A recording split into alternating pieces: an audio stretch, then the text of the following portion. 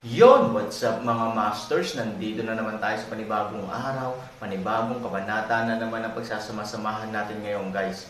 Mga masters, okay lang po bang wag nyong skip ang mga ads sa aking mga videos? Salamat po talaga mga masters sa solid na pagsuporta po sa akin. Magandang gabi mga masters, bali ngayon po ay 4 na videos po ma-upload ko po sa aking YouTube channel. Tama nga mga masters, 4 na videos nga po ang ma-upload ko po.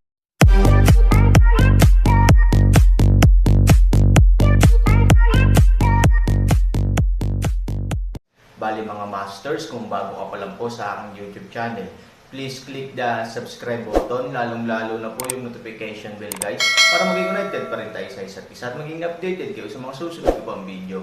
Bali mga masters, bago natin umpisahan ng kwento ay mag-shoutout po muna tayo para sa mga solid nating tagapakinig. Shoutout kay Robert Tolentino at shoutout kay RB Tuya. Yun na nga mga masters, no? Bali hindi na ito patagalin. In 3, 2, 1, let's go!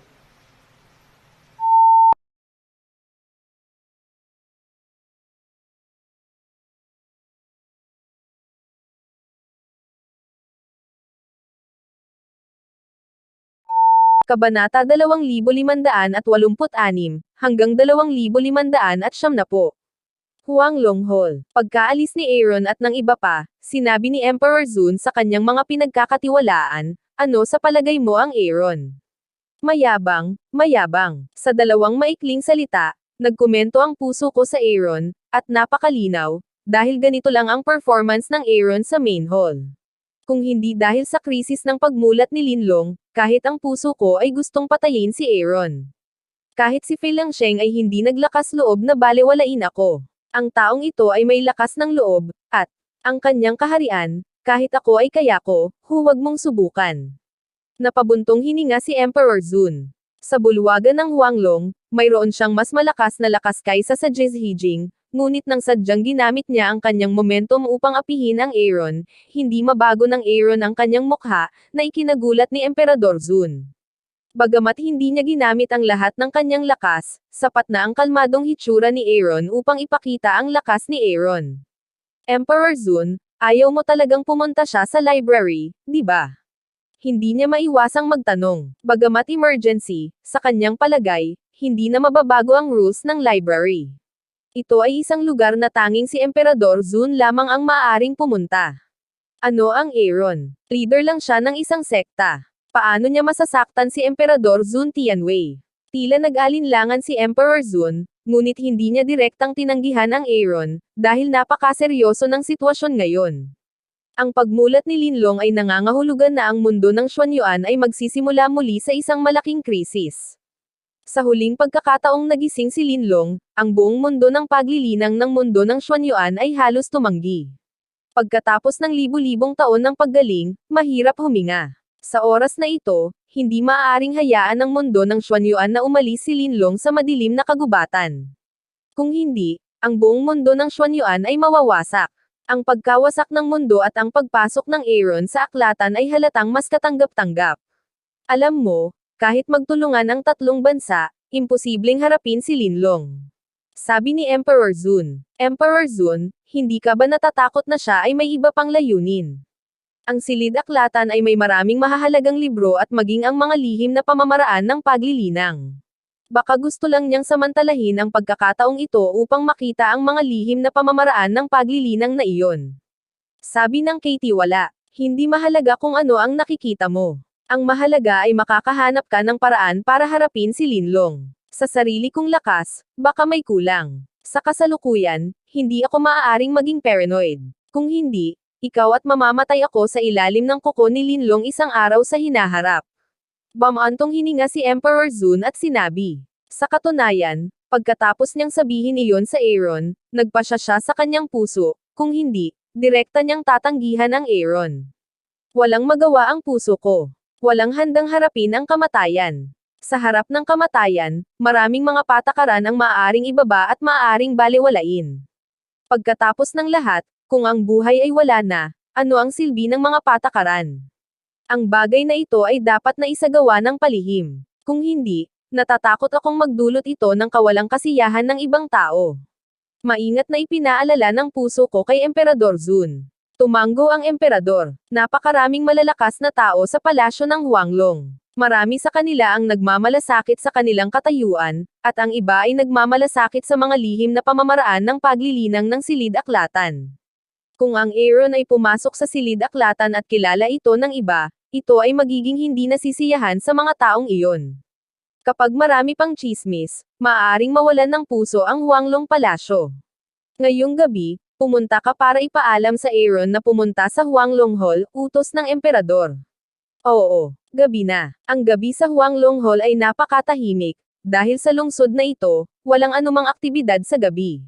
Karamihan sa mga practitioner ay pipiliin na magsanay sa oras na ito. Sa makatuwid, ang isang curfew ay itinakda sa Huanglong Hall. Bawal gumawa ng ingay sa gabi. Sa bulwagan ng Huanglong, ang sentro ng korte ng imperial, walang kahit isang lugar para sa libangan sa gabi. Ang ganitong tahimik na lugar, ay dapat na mas kaaya-aya upang magpahinga, ngunit ang Aaron ay nakahiga sa kama at paikot-ikot, isang pakiramdam ng hindi maipaliwanag na hindi alam ay ipinanganak sa kanyang puso, na parang may mangyayari. May problema ba sa Cloud City? Si Aaron, na hindi makatulog, nakaupo lang, na maaaring hindi mapakali. Wala siyang ibang maisip kundi si Yuncheng. Ngunit ngayon, si Yuncheng ay dapat na maging matatag. Halos lahat ng puwersa ay nasa ilalim ng kanyang utos. Si Moy ang kumokontrol sa sitwasyon ni Yuncheng, at si Nangang Bolang, isang tycoon na maaaring makaimpluwensya sa ekonomiya ng mundo, ay hindi dapat magkaproblema. Bukod dito, bago umalis ang Aaron, hiniling niya kay Master Zhu ang Tang at sa kanyang mga disipulo na protektahan sina Ivory at Han Nayan. Pagkatapos kumain ng Shengli, ang kanilang estado ng pag-iisip ay tiyak na uusad ng mabilis. Kahit na gustong salakayin ng isang taga-Chanqi si Su Yingxia at ang kanyang anak na babae, hindi ito ganoon kadali. Paano kaya iyon? Huminga ng malalim si Aaron, ngunit hindi siya mapakali. Sa oras na ito, isang napaka-espesyal na hininga ang lumitaw sa tarangkahan ni Felengsheng, napakahina, ngunit dumiretso ito sa Aaron. Bahagyang sumimangot si Aaron at lumabas ng kanyang silid. Nang dumating siya sa pintuan at nakitang ang lalaki ay pinagkakatiwalaan ni Emperor Zun, malamang na nahulaan ni Aaron ang kanyang intensyon. Master Han, pasensya na sa pag-istorbo sa iyo sa gabi. Sinabi ng kanyang confidant kay Aaron na bagamat sinadya niyang humingi ng tawad, ang tono at tindig niya ay hindi tulad ng paghingi ng tawad. Pagkatapos ng lahat, siya ang pulang tao sa paligid ng emperador, at hindi siya yuyuko sa iba. Naisip na ba ito ni Emperador Zun? Tanong ni Aaron, hindi namin maaaring ipaalam sa ibang tao ang tungkol sa bagay na ito. Sana maintindihan ito ni Lord Aaron. Sabi ng confidant. Tumanggo si Han Sanchen. Kung tutuusin, si Emperor Zun lang ang pwedeng pumunta doon. Kung alam ng ibang tao na nakipagkompromiso si Emperor Zun at pinapasok ang iba sa library, maraming ingay, let's go. I'll never banggitin ito sa sinuman, sabi ni Aaron. Sa oras na ito, isang boses ang nagmula sa dingding, maaari mo bang itago ito sa akin? Nang makita si Fei Lingsheng sa dingding, mahinang ngumiti si Aaron. Imposibleng itago ito sa kanya. Natatakot ako na natuklasan ito ni Fei Lingsheng bago pa niya ito nagawa, Master Fei, sabi ni Emperor Zun, kung naiistorbo mo si Master Fei, mangyaring sumama sa kanya. Sabi ng confidant ko sa kanya. Tumanggo si Fei Lingsheng na may kasiyahan, tumalon pababa sa dingding, at naglakad patungo sa Aaron, maaari akong magkaroon ng ganoong pagtrato, salamat kay Han Zhangzu. Oo, paano mo ako pasasalamatan? Kung tutuusin, hindi mo matatamasa ang karangalang ito kung wala ako. Nakangiting sabi ni Aaron. Pinandilatan ni Fei Lingsheng si Aaron at sinabing, nagiging magalang lang ako sa iyo. Seryoso ka ba? Hindi ba totoo ang sinabi ko? Master Fei, hindi ka maaaring maging unreasonable. Sabi ni Aaron. Si Fei Lingsheng ay hindi maaaring maging kalaban ng Aaron, at si Fei Lingsheng ay hindi nang ahas na gamitin ang kanyang sariling lakas upang labanan ang Aaron. Kaya sa kasong ito, pinili ni Fei Lingsheng na manahimik, na siyang pinakamahusay na paraan upang harapin ang Aaron. Iniisip ni Aaron ito ay wala.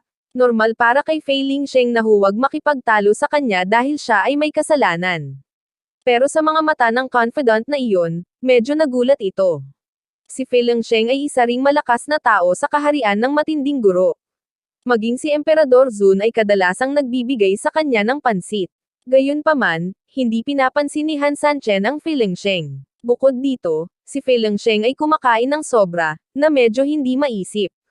Totoo bang nakipaglaro na si Feilingsheng sa Aaron, hindi sa kalaban ni Aaron, kaya hahayaan niyang si Aaron ang mangasar sa sarili niya?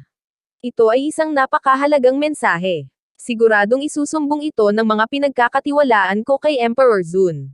Muli ay dumating sa bulwagan, ang emperador ay walang sinabi, ang hitsura ni Feilingsheng ay nasa kanyang inaasahan din.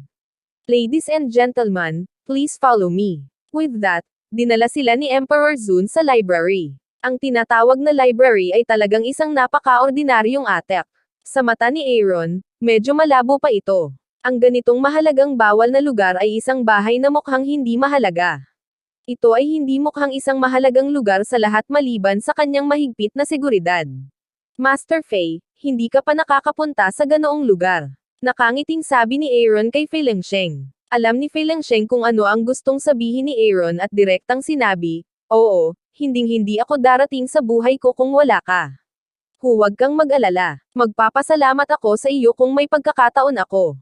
Hey, Aaron liwanag ng ngiti, sinabi, "Salamat, hindi mo na kailangang bayad matanda utang sa akin kaya magkano, maaaring pati na rin pangako sa akin ng isang kahilingan." Tumingin si Feilingsheng kay Aaron na may mapagbantay na mukha.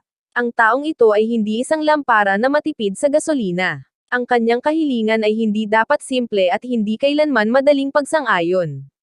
Anong requirements? Tanong ni Feilingsheng. Hindi ko pa naiisip. Ipapaalam ko sa iyo kapag naisip ko ito mamaya, sabi ni Aaron. Malamig na ngumuso si Feilingsheng at sinabing, "Hindi mo na maiisip. Huwag kang mag-alala, ay, hinding-hindi ka hahayaang gumawa ng anumang bagay na nakakapinsala. Pagkatapos ng lahat, ako ay isang mabuting mamamayan at hindi ko magagawa ang mga bagay na iyon." Sabi ni Aaron. Sa oras na ito, isang grupo ng 3 tao ang dumating sa atek. Lumingon si Emperor Zun at sinabi sa kanila, "Ito ang aklatan. Sana may tago mo ang sikreto ngayon. Huwag kang mag-alala, Emperor. Napakagatlabi ako. Kung talagang kumalat ang bagay na ito, wala itong kinalaman sa akin." Sabi ni Aaron. Galit na galit si Feiling kaya namutla siya, inalis niya ang relasyon. Di ba sabi niya kapag nag-leak out ito, magkakarelasyon siya? Panipi. Aaron, anong ibig mong sabihin? Malamig na sabi ni Feiling. Sa literal, sinabi ni Han Sanchen na sadyang galit siya kay Feilingsheng, dahil hanggang ngayon, hindi pa rin pinapatawad ni Han Sanchen si Feilingsheng sa pagpapakita niya sa kanyang paligid bilang isang pulubi. Kapag pumasok ka sa silid-aklatan, bagamat mukhang ordinaryo sa labas, ito ay isang ganap na naiibang mundo sa loob. Parang papunta sa library. Ang pagkakaiba lang ay ang halaga ng mga lihim na aklat na ito ay hindi maihahambing sa mga ordinaryong aklat. Bukod dito, ang emperador lamang ang kwalipikadong basahin ang mga lihim na aklat na ito, na halos nagpapabuti sa kalidad ng mga aklat na ito. Emperor Zun, nasaan ang record tungkol kay Linlong? Tanong ni Aaron sa emperador. Dinala sila ni Emperor Zun sa isang hanay ng mga bookshelf at sinabing, ang hanay na ito ay ang sinaunang lihim na kasulatan. Lahat ng mga tala tungkol kay Linlong ay nasa loob nito. Tumanggo si Arrow. Si Aaron, hindi na nag-aksaya ng oras, kinuha ang isang libro para basahin. Feilinger ay hindi handang madaig. Kung tutuusin, curious pa rin siya sa mga libro sa library. Dati, si Emperador Zun lang ang maaring pumasok, kaya kahit na curious si Feilinger, makakalaban lang siya. Ngayong may pagkakataon na siyang dumating, natural na gusto niyang makakita ng sapat. Pagkatapos ng lahat, ang ganitong uri ng pagkakataon ay maaaring hindi dumating sa hinaharap. Nabasa na ni Emperor Zun ang lahat ng mga lihim na kasulatang ito, kaya naghihintay siya. Nang ang Aaron ay nahuhulog sa lihim na kasulatan, tahimik na tinanggap ng Fenghuang Mountain ang isang hindi inaasahang panauhin. Umalis si Yi Qingshan sa bulwagan ng Huanglong upang samantalahin ang kawalan ng Aaron upang hawakan si Jiang Yingying at ipagpalit ang kanyang buhay para sa banal na kastanyas sa kamay ni Aaron. Para kay Yi Qingshan, napakalaki ng tukso ni Shengli. Kahit na alam niya na ang mundo ng Xuanyuan ay nasa krisis dahil sa paggising ni Linlong, hindi ito nakakaapekto sa pagiging makasarili ni Yi Qingshan. Para sa kanya, wala siyang pakialam kung bakit pumunta si Aaron sa bulwagan ng Huanglong, kahit na pumunta siya upang harapin si Linlong. Ano ang kinalaman niya kay Yi Qingshan? Hanggat kaya nilang palakasin ang kanilang sariling kaharian at magkaroon ng pagkakataong masira ang banal na kaharian, kahit na magising si Linlong, nararamdaman din ni Yi Qingshan na mayroon siyang sariling paraan upang protektahan ang kanyang buhay. Ang malaking bagay ay upang samantalahin ang mapagpasyang labanan sa pagitan nila at ni Linlong upang makahanap ng space tunnel at umalis sa mundo ng Xuanyuan. Kung kaya niyang maging malakas, wala nang pakialam si Yi Qingshan sa anumang bagay. Sino ka? Nang magyabang si Yi Qingshan sa paanan ng bundok, agad siyang pinigilan ng kanyang mga disipulo. Kung ayaw mong mamatay, umalis ka na lang. Little boy, you dare to stop me. Sinabi ni Yi Qingshan na may pang-aalipusta, narito ang 3,000 kaso, ngunit hindi mo ito basta-basta masisira. Pinapayuhan ko kayo. Bago bumagsak ang boses ng bata, naiinip na inilabas ni Yi Qingshan ang kanyang kamay. Nakita niya ang isang light beam na umaatake, at ang katawan ng bata ay sumabog, kahit na wala ang buong katawan. Nakita ng iba pang mga tao ang eksenang ito, natakot na umupo sa lugar, ngunit kahit na ganoon, hindi pa rin siya pinabayaan ni Yi Qingshan, isang sibilyan lang na nagsisikap na baguhin ang kanyang buhay laban sa langit. Sa tingin mo ba kung tatanggapin ka niya, maaari kang maging mga practitioner. Pinatay ni Yi Qingshan ang isa pang tao nang walang pag-aalinlangan. Sa isang sandali, 2 tao ang napatay, at sila ay mga bata pa, ngunit si Yi Qingshan ay tila walang nangyari, makinig sa 3,000 katao. Narito ang iyong Diyos ng kamatayan. Lumabas ka at mamatay. Direktang sumisigaw si Yi Qingshan na dahil wala rito ang Aaron, walang dapat alalahanin. Bukod dito, tamad siyang hanapin ang silid kung saan nakatira si Jiang Yingying ng paisa-isa. Ito ang pinakamahusay na paraan upang makatipid ng oras upang hayaan si Jiang Yingying ay lumitaw ng mag-isa. Ang boses ni Yi Qingshan sa buong Phoenix Mountain, si Huang Xiaoyong at ang iba ay nagulat sa isang iglap na tumalon mula sa kama. Si Huang Xiaoyong ang unang dumating sa paanan ng bundok sa 2 bantay pinto. Galit na galit si Huang Xiaoyong, ikaw nang makita ni Huang Xiaoyong ang hitsura ng bisita. Nagngangalit ang kanyang mga ngipin. Hindi ba ang lalaking ito ay nakababatang kapatid na lalaki ni Failing Er? Yun na nga mga masters, no? Bali panibagong kabanata na naman yung natapos natin ngayong gabi. Muli, maraming salamat po talaga sa walang sawang suporta po sa aking YouTube channel na talagang inaabangan nyo po ang bawat upload ko po. Bali mga masters, magkita-kita ulit po tayo bukas ng gabi at ngayon po ay magpapaalam po muna tayo. Bali mga masters, bye-bye!